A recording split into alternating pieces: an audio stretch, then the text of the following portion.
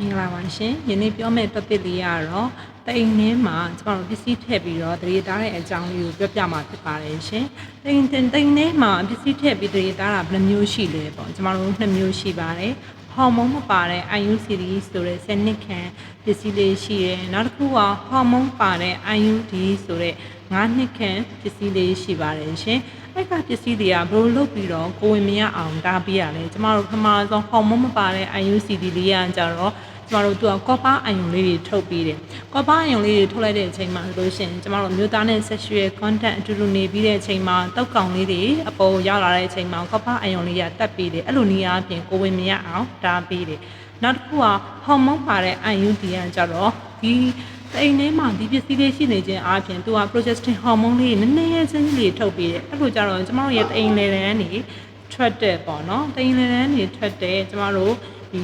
အကြီးချွဲလေးတွေပုံပြီးတော့ထူလာစေတယ်ထူလာခြင်းအပြင်ကျမတို့တုတ်ကောင်လေးတွေပေါ့နော်အပေါ်တက်လာမှုကိုတားပေးခြင်းအပြင်ကိုဝင်ကိုတားပေးပါတယ်ကျမတို့နောက်တစ်ခုကလူတွေမှာထဲတင်တယ်လေပေါ့လူတွေမှာထဲတင်တယ်လေဆိုလို့ရှိရင်ကျမတို့ကလေးမွေးပြီးသားသူတွေမှာထဲဖို့တင်နေနောက်တစ်ခုကကြတော့ဟော်မုန်းကိုမတောက်ချင်ဘူးမထိုးချင်ဘူးဆိုတဲ့လူတွေမှာဆိုလို့ရှိရင်လည်းထဲဖို့တင်ပါတယ်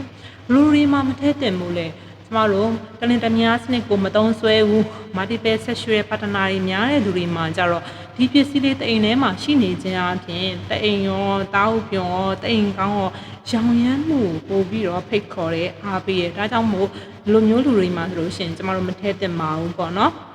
နောက်တစ်ခါ side effect တွေနဲ့ဘာတွေရှိလဲဆိုးကျိုးတွေနဲ့ဘာတွေရှိလဲပေါ့ကျမတို့ဟော်မုန်းမပါတဲ့ IUCD လေးကိုထည့်မယ်ဆိုရင်ပုံမှန်ရာရီလာတစ်ခါနည်းနည်းလေးများလာမယ်ရက်လေးနည်းနည်းလေးပိုကျလာမယ်ပြီးရင်ဘိုက်လေးနည်းနည်းလေးတင်းတယ်လို့ခံစားရမယ်ဒီလောက်တော့ခံစားရတာပေါ့နော်နောက်တစ်ခုကဟော်မုန်းပါတဲ့ IUD ကိုထည့်မယ်ဆိုရင်ပုံမှန်ရာရီလာတာထက်နည်းနည်းလေးနည်းသွားမယ်ရက်လေးနည်းနည်းတိုးသွားမယ်လုံးဝမလာတာမျိုးတွေလည်းဖြစ်နိုင်တယ်ဒါကတော့ဖြစ်လိဖြစ်တာရှိတယ်ပေါ့စိုးစိုးဝါးဝါးကြီး side effect အနေနဲ့ကစိုးကျိုးအနေနဲ့ကတော့တိမ်မှာပေါ့နော်သူကတခြားနေရာမှာတရေမှားတည်တာမျိုးတွေလည်းဖြစ်တတ်တယ်ဒါဖြစ်တော့ဖြစ်တယ်ပေါ့နော်ဒါပေမဲ့နည်းနည်းလေးရှားပါတယ်ပေါ့နောက်တစ်ခုကသူတေသနာတွေကဘယ်လိုပြောထားသလဲဆိုလို့ရှိရင်ကျမတို့ဒီပစ္စည်းလေးတွေထည့်ထားတဲ့ပေါ့နော်ဒီတရေသားတဲ့တိမ်ထဲမှာပစ္စည်းလေးတွေထည့်ထားတဲ့ IUCD တို့ IUD တို့ထည့်ထားတဲ့အမျိုးသမီးတွေမှာဆိုလို့ရှိရင်တဲ့တိမ်ကောင်းကင်ဆာဖြစ်မှုနည်းတာကိုတွေ့ရှိရတယ်ပေါ့ဒါကြောင့်မို့ကျမတို့အမျိုးသမီးတွေကဆိုလို့ရှိရင်ကလေးမလို့ခြင်းမူလားကလေးမလို့ခြင်းမူဆိုလို့ရှိရင်ကျမတို့သားရမှာဖြစ်ပါတယ်မရှိခင်ကတည်းကသားရမှာဖြစ်ပါတယ်ဒါလေးကိုတော့အတိတ်ကစေချင်ပါတယ်ရှင်ကျေးဇူးတင်ပါတယ်ရှင်